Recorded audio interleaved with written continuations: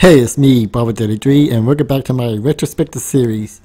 We're near the end of this rarer era, and this game, Banjo-Tooie, was the craziest I ever had to record. Does the sequel improve on the original, or is it more of the same? Let's find out.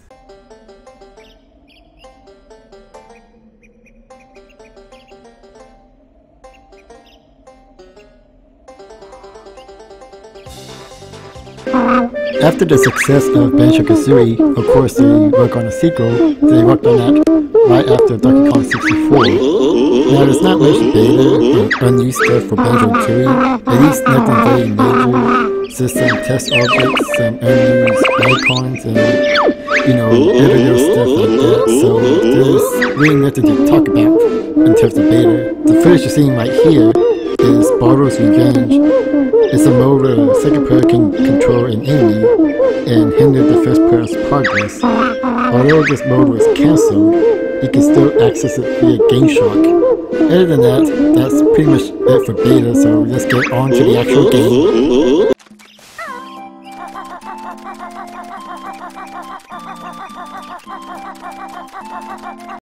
The story of Banjo-Tooie it starts out pretty dark. It takes place after the events of Banjo-Kazooie, with Gruntilda's sister freeing her from under the rock.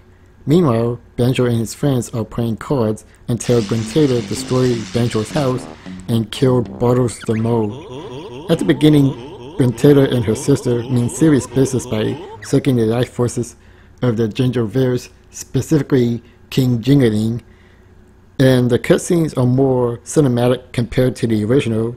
But after getting past the second world, we really don't get any cutscenes after that, especially with Gruntilda and her sister near the end of the game. Especially with Gruntilda's sister, I thought they would play a much bigger role than usual, but after the cutscenes, you only see them at the crystal as contestants. Now granted, a game like this isn't too story heavy, but I still think that they missed an opportunity to develop these characters a little bit more. The gameplay is pretty much the same as the first game, with added abilities like using different eggs for certain areas, first person mode, shooting eggs in the water or in the air, and a lot more. Banjo-Kazooie can also separate and learn different abilities themselves. I'm actually pretty impressed of how much content is in this game, with all the moves, how big the world is, and the new features that they added on there. You can now play as Momo Jumbo, who attacks are pretty basic, and using special Momo pads to help Banjo and Kazooie progress through the world and help them get them jiggies. Playing as Momo isn't the most fun part of the game, but it does offer a nice change of pace, and it doesn't overstay its welcome. Hammer Rummer gives you the transformation powers in this game, and the transformation are much more better than the original. I really don't dislike any power-ups except for the dynamite one, mainly because all of them has a special attack and ability, and I feel like the T-Rex one was, the most disappointing, because I feel like they could have done a lot more with it, especially as the giant T-Rex. But other than that, there's really no complaints about the transformation in general, so good job on you, Rare, for improving on that aspect. Before starting all this Rare retrospective stuff, I thought that Donkey Kong 64 was going to be the most stressful to record, but nope, that ended up being Banjo-Tooie. This is because of the amount of backtracking I have to do in this game. Now keep in mind, this is my first playthrough of this game, and I know very little about this game beforehand. I knew there was backtracking in general, but I just didn't know how major it was. The world in this game is a lot more connected than I thought. In Banjo-Tooie, you need to go in one part of the world to complete a mission in another one. The game does provide a lot of shortcuts, so you can go from one world to another very quickly. This is the most positive and negative part of this game. I know that sounds pretty contradictory, but let me explain. I do find it impressive that all this world is connected into one, so it feels like it's in one big area rather than, having different worlds, that looks like that doesn't belong together, but is somehow next to each other, if that makes any sense. And I think Rare designed all the roads being connected into one very rare, and this isn't counting the train tracks that you can get to one world to another. They do provide different paths to get to your mission. With that being said, I think Rare did went a bit overboard with the backtracking, because every time I try to finish a mission in one level, I find out that you need to do something in another level to complete that mission, and it's just like time being wasted more than trying to solve a puzzle. Now, for example, in Jolly Washer Lagoon, where you need to not only clean the shores but to warm up the water. Now, cleaning the shores is pretty easy, you can do that in that world, but warm up the water, in order to do that, you need to do something in the second to last world, Hellfire Peak. But before you do that, you need to cool down the water in that world, and the way you can do that is going to the last world and pretty much push off this ice cube to cool down that water, and then press that button to bring that water all the way down to Jolly Washer Lagoon, and that's where you get that Jiggy. Now, to be fair, this isn't the most common example of backtracking, but you do have to go from one world to another, or at the very least go to the other world to do that, and then you get the Jiggy for that particular world, so you don't have to go back and forth that extreme, but it's still a pretty tedious process. Since Bottles is dead in this game, it's up to his brother Gemjaw to teach him new moves. It costs you notes to learn new moves, and his parts are in different locations in the worlds. Like I said earlier, they gain new abilities, and some I use more than others, like the grenade eggs, the spring shoes, and the clockwork kazooie eggs, which I found pretty useful, while others, like the old moves from the original games, are left unused, especially the boots and the speed shoes.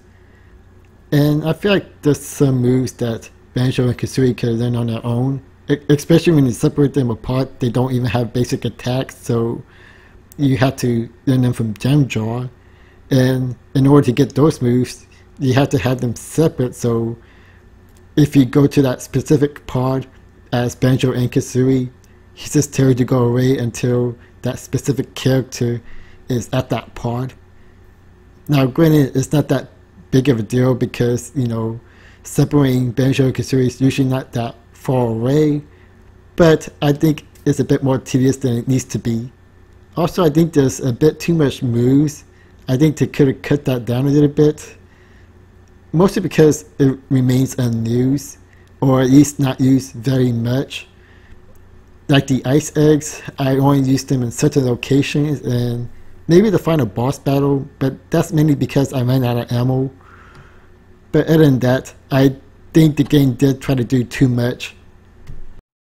The boss battles are grander and more abundant compared to the first one. There are one in each world plus the final battle, while the original had one in a few worlds, and even then they're meaty bosses at best. There's really not a boss battle in this game I dislike. My favorite has to be the giant inflatable boss, the giant fish, and the twin dragons. A lot of bosses require eggs to defeat them. In fact, I think all of them does, which is a bit hard to separate them game mechanic wise. I wish that Rare, took a different approach and maybe a couple of bosses, maybe use a ground pound or the golden feathers maybe. But overall, I did enjoy the boss battles. The final Guntilda boss battle was fun, but compared to the first game, it was a bit underwhelming. In Banjo-Kazooie, Guntilda had different faces and different ways to beat her.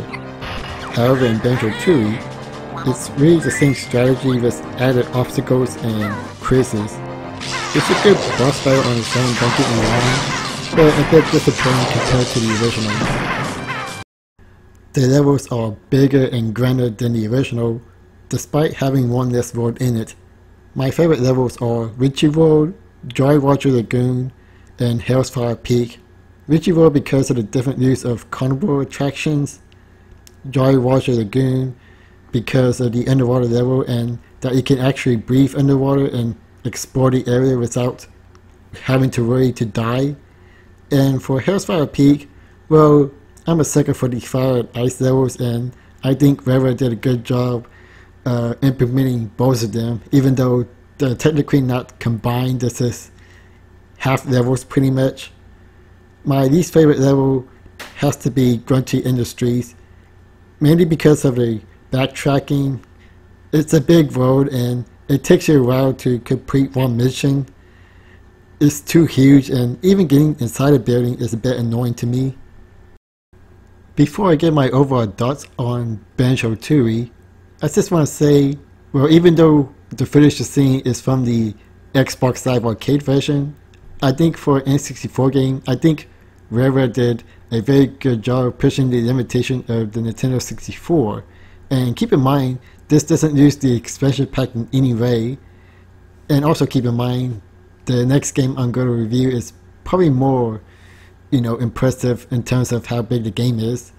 But I'm really impressed with how much world building it is, not only to connect the worlds together, but also the development of the side characters, even though it's very little.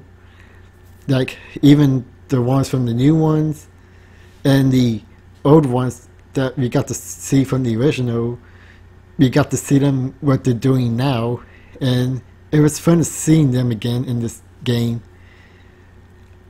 I guess what I'm trying to say is that I know this doesn't sound like a major thing, especially in game development today, but if I was playing this back in the original 64, back when it first came out, I think that would have been the most impressive thing I've ever seen ever. Again, I know it's standard in video games, but I mean, considering the limitation of the N64, and I'm not saying that this is the first game that ever did this, but you gotta admire the amount of effort that Rare put in this game. With that being said, here are my final thoughts.